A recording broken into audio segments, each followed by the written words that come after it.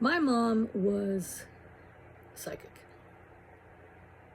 We didn't think anything about it because we just grew up with it. She didn't do it professionally, but she could always predict deaths. And Dad said the one that freaked him out the most was, I was just a baby.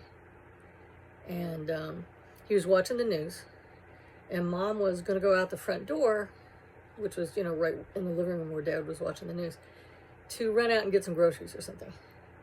And on the news, they said, President Kennedy will visit Texas tomorrow.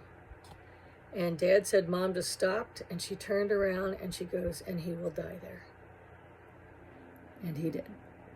So we were just used to her doing that, It wasn't even weird to us.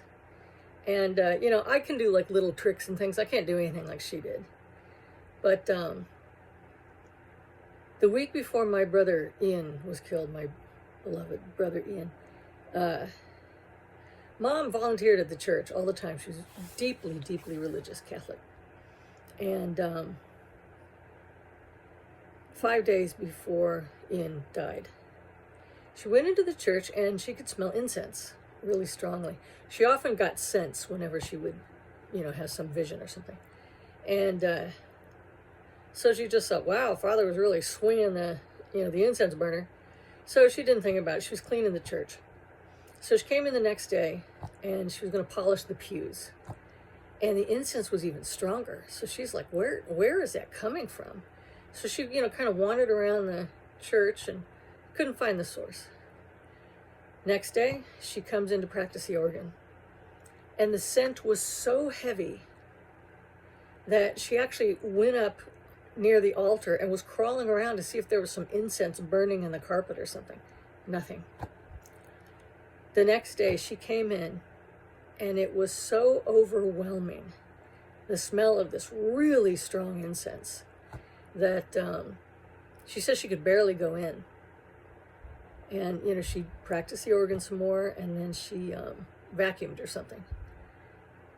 And then the next day, the day before Ian was killed, she opened the door, and she said she couldn't even go in because the scent was so strong. So she says she just goes, well, God, you're trying to tell me something. I don't know what. I hope that I'm okay with it. And the next day, he was killed.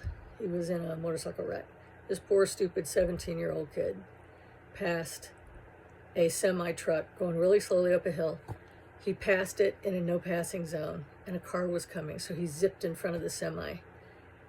And my brother and his girlfriend were on the motorcycle. And he was killed. She was permanently disabled. But Ian kind of predicted it too, because he wanted to volunteer to go to Vietnam.